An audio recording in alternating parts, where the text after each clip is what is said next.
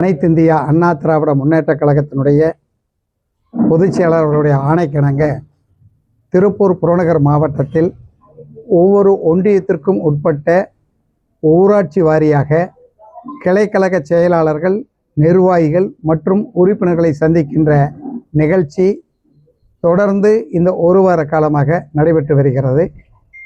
இதில் ஒவ்வொரு ஊராட்சியாக சென்று கழக நிர்வாகிகளை சந்திக்கின்ற போது கழக நிர்வாகிகள் அனைத்திந்திய அண்ணா திராவிட முன்னேற்ற கழகத்திற்கு இது ஒரு பெரிய தோல்வி அல்ல, இது ஒரு சரிவுதான் என்கின்ற கருத்தை என்னிடத்தில் எடுத்து கூறியிருக்கின்றார்கள். 1996ஆம் ஆண்டு கூட நாம் இதைவிட மிகப்பெரிய ஒரு தோல்வியை சந்தித்தோம். அந்த காலத்தில் ஊருக்கு ஒரு கலர் டிவி தான் வந்தது. அன்றைக்கு ரஜினி அவர்கள் வந்து கைகாட்டினார், வீரப்பன் கூட பேசினார். அந்த காலகட்டத்தில் மாவட்ட செயலராகிய நான் உட்பட, அம்மா உட்பட பெரும்பான்மையானவர்கள் வெற்றி வாய்ப்பை இழந்தோம். 4 சட்டமன்ற உறுப்பினர்கள் மட்டும்தான் வெற்றி பெற்றிருந்தோம். ஆனால் இன்றைக்கு 2026ஆம் ஆண்டு தமிழகத்தில் அனைத்திந்திய அண்ணா திராவிட முன்னேற்ற கழகம் 53 தொகுதி வெற்றி பெற்றிருக்கிறது. மிகப்பெரிய மாபெரும் வெற்றி.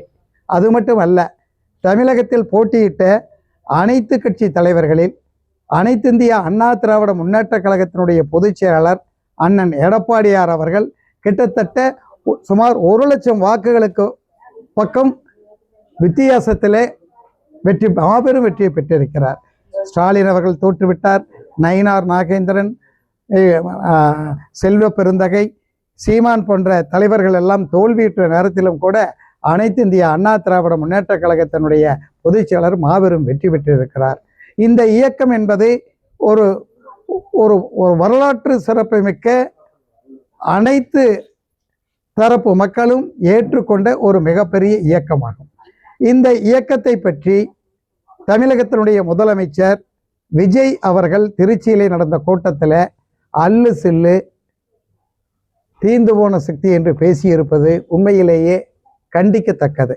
ஏனென்று சொன்னால், நான் சில தினங்களுக்கு முன்பு குறிப்பிட்டதைப் போலவே இந்த அனைத்திந்திய அண்ணா திராவிட முன்னேற்றம் கழகம் தீந்து போன சக்தி என்று சொன்னால், நீங்கள் எதற்காக கடந்த காலத்தில் அம்மா அவர்கள் முதல்வராக இருந்தபோது கொடநாட்டிலே போய் மண்டியிட்டீர்கள்? அன்றைக்கு செய்தித்துறை அமைச்சராக இருந்த, நேற்றைக்கு கொல்லைப்புறம் வழியாக உங்களிடத்துல வந்திருக்கின்ற கடம்பூர் ராஜ் அவர்களிடத்துல எதற்காக சென்று அமர்ந்து கெஞ்சி கொண்டிருந்தீர்கள்? அன்றைக்கெல்லாம் இந்த இயக்கம் தீர்ந்து போன சக்தி என்பது தெரியவில்லையா? இன்றைக்கு அல்லு சில்லு என்கிறீர்கள். அந்த அல்லு சில்லுகளான அந்த 25 பேர் எம்எல்ஏக்களை சிவிஎஸ் வீட்டில் போய் சந்தித்து நீங்கள்லாம் எனக்கு ஆதரவு கொடுக்குன்னு சொல்லி நம்பிக்கை கோருகின்ற வாக்கெடுப்பில் உங்கள் கூட இருக்கக்கூடிய கம்யூனிஸ்டுகளோ காங்கிரஸோ மாற்றி வாக்களிச்சுட்டா ஆட்சி போயிருங்கிறக்காக அன்னைக்கு குதிரை பேரம் பேசி அன்றைக்கு அதிமுகனுடைய எம்எல்ஏக்களுக்கு ஆசை வார்த்தையை காட்டி அவங்களுடைய வாக்குகளையும் பெற்று நம்பிக்கை கோரும் தீர்மானத்தில் வெற்றி பெற்றீர்கள் அல்லவா? அன்னைக்கு அது தீர்ந்து போன சக்தியாக தெரியவில்லையா? அல்லு சில்லாக தெரியவில்லையா? அப்படி தெரிந்திருந்தால் எதற்காக நீங்கள் அவர்களிடத்தில் போய் ஆதரவு கோரினீர்கள்? அப்படி இல்லை என்றால் இன்னைக்கு எதற்காக அல்லு சில்லு என்று பேசுகிறீர்கள்? அப்படி என்றால் உங்கள் பேச்சு என்பது காலையில ஒரு பேச்சு, மாலையில ஒரு பேச்சு, இரவிலே ஒரு பேச்சு தானா? உங்களுக்கு ஒரு நிலையான தன்மை கிடையாதா? சுயமான ஒரு முடிவு கிடையாதா என்று நாட்டு மக்கள் இன்றைக்கு சந்தேகிக்கின்ற விதமாகத்தான் உங்களது நடவடிக்கைகள் இருக்கின்றது. இன்றைக்கு விவசாயிகள் கடனை தள்ளுபடி செய்கிறோம் என்று தேர்தல் காலத்தில் சொன்னீர்கள். 5000 ரூபா கிள்ளி போடுற மாதிரி போட்டிருக்கிறீங்க. ஒரு விவசாயி வளர்த்துக்கிற ஒரு கட்டுச்சாவல் சேவல் கோழியை விற்றா கூட 10,000 ரூபாய்க்கு விற்கும். அதை விட கேவலம் 5000 ரூபாய்க்கு போட்டிருக்கிறீங்க. இன்றைக்கு இந்த நாட்டினுடைய விவசாயிகள் அந்த 5000தோட 1 ரூபா சேர்த்து உங்களுக்கு திருப்பி அனுப்பிச்சிருக்கிறாங்க. சிஎம் ஃபண்டுக்கு வச்சுக்கங்கன்ட்டு இதை விட ஒரு கேவலம் வேற என்ன இருக்கு? நினைத்து பார்க்க வேண்டும். நேற்றைக்கு அனைத்து இந்திய அதிமுகவினுடைய முன்னாள் அமைச்சர்கள், அதுக்கெல்லாம் செல்லா காசுங்க. இந்த இயக்கத்தில் மாவட்ட கழக செயலராக கட்சியில் பதவியில் இருந்தால் தான் மரியாதை. இப்போ நான் சிவசாமி என்று நேற்றைக்கு வந்திருந்தா இங்கே யாருக்கும் தெரியும். சொல்றாரு மாவட்ட செயலர் 30 வருஷமா இருக்கிறோம், ஆனால் எங்களுக்கு எந்த மரியாதையும் இல்லைன்னு அவர் உங்க கட்சியை குற்றச்சாட்டு வச்சுட்டு அங்கே போய் விஜய் கூட சந்திக்காம அவர் கூட்டு சேரக்கூடிய நிலை அவருக்கு ஏன் வந்துச்சுன்னு நீங்க பாக்குறீங்க? இல்ல அதுதான் சொல்றேன். 9 வருஷமா இவருக்கு என்ன கஷ்டம்? 5 வருஷம் மந்திரியா இருந்ததுல கஷ்டம், அடுத்தாப்படி 5 வருஷம் எம்எல்ஏவா இருந்தது கஷ்டம், 10 வருஷம் மாவட்ட செயலரா இருந்தது கஷ்டமா? என்ன பேச்சு பேசுற? அப்படி ஒரு உடுமலை ராதாகிருஷ்ணங்கிறத ஒரு அங்கீகாரத்தை கொடுத்தது இந்த அனைத்து இந்திய அண்ணா திராவிட முன்னேற்ற கழகம். 1995ஆம் ஆண்டு ஒன்றிய பேரவைச் செயலராக போட்டு அரசியலிலே முகவரி தந்தவிட இந்த சிவசாமி. அன்றைக்கு நான் மாவட்ட பேரவை செயலாளர்.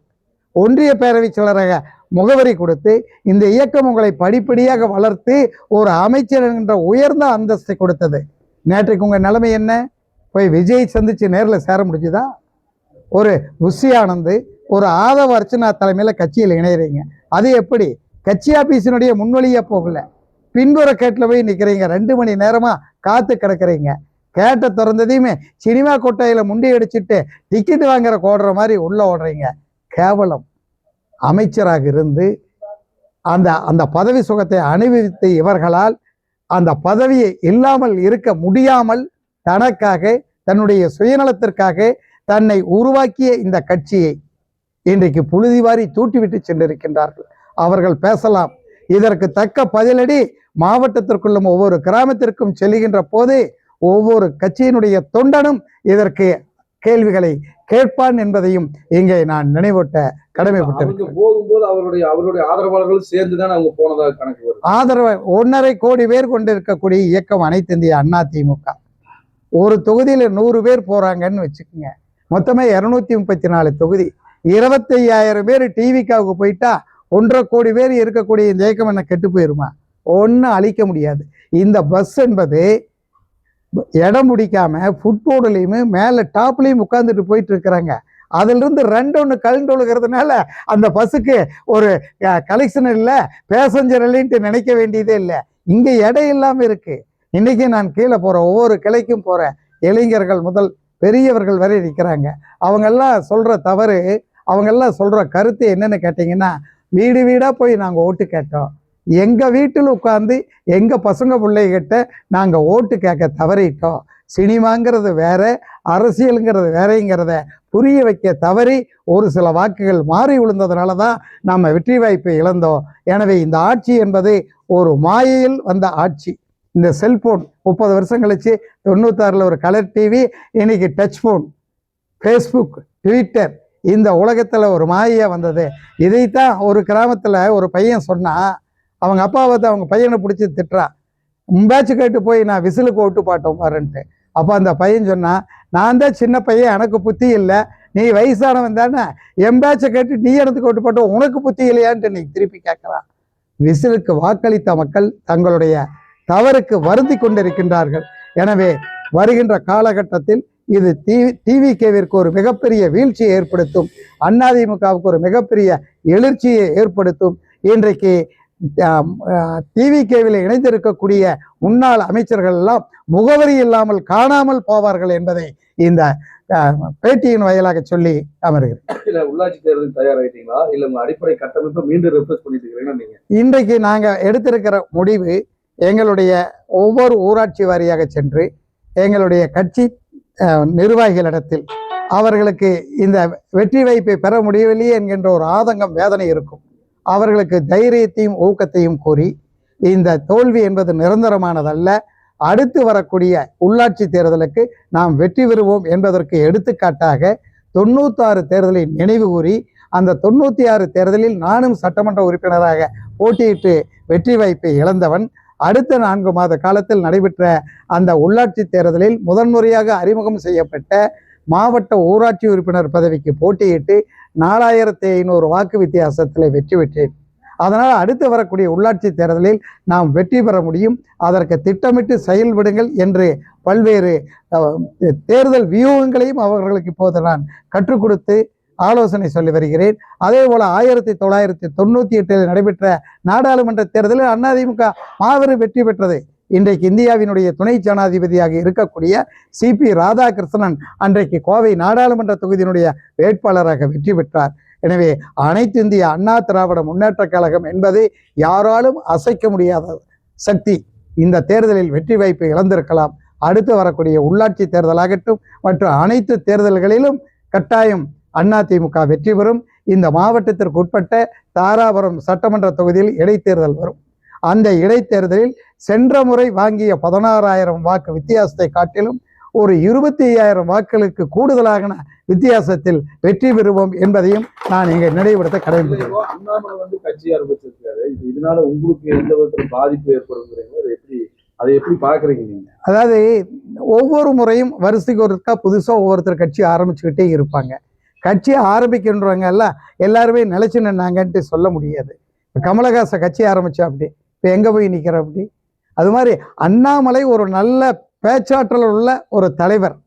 அது ஒட்டுமொத்தமாக வாக்கு வங்கிகளை பெறும் என்பது தவறு. சென்ற நாடாளுமன்ற தேர்தலில் பிஜேபி பெற்ற வாக்கு என்பது அண்ணாமலைக்கு கிடைத்த வாக்குகள் அல்ல.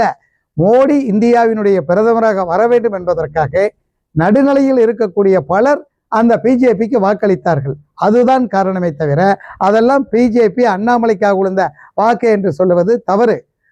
இன்னைக்கு அண்ணாமலை வந்துட்டா சிலர் அண்ணாமலை பின்னாடி போவாங்கன்னு சொல்லுவாங்கன்னு சொன்னா, இந்த அமைச்சர்கள் எப்படி டிவிகேவுக்கு போனாங்களா அது போல சிலர் பதவிக்காக, சிலர் தன்னை வெளிப்படுத்தி கொள்ளுவதற்காக, தனக்கு ஒரு பெரிய ஐடென்டிஃபிகேஷனுக்காக கொள்கை அற்றவர்கள் மட்டும்தான் வெளியில போவாங்களே தவிர உண்மையான எம்ஜிஆரினுடைய தொண்டர்கள், உண்மையான அம்மாவினுடைய தொண்டர்கள், அனைத்து இந்திய அதிமுகவினுடைய அடிப்படை தொண்டர்கள், எடப்பாடியை நேசிக்கக்கூடிய அடிமட்ட தொண்டர்கள் ஒரு நபரும் இந்த இயக்கத்தை விட்டு வெளியேற மாட்டார்கள். இந்த இயக்கத்திற்கு ஒரு வியாபாரத்திற்காக, ஒரு மலைக்கு ஒதுங்குகின்ற நிழலுக்காக, வெயிலுக்கு கொள்கின்ற நிழலுக்காக ஒதுங்கி வந்தவர்கள் வேண்டுமானால் ஓடுவார்களே தவிர நிரந்தரமாக இங்கே இருக்கின்றவர்கள் யாரும் வெளியேற மாட்டார்கள் என்பதை நான் சொல்ல கடமைப்பட்டிருக்கிறேன்.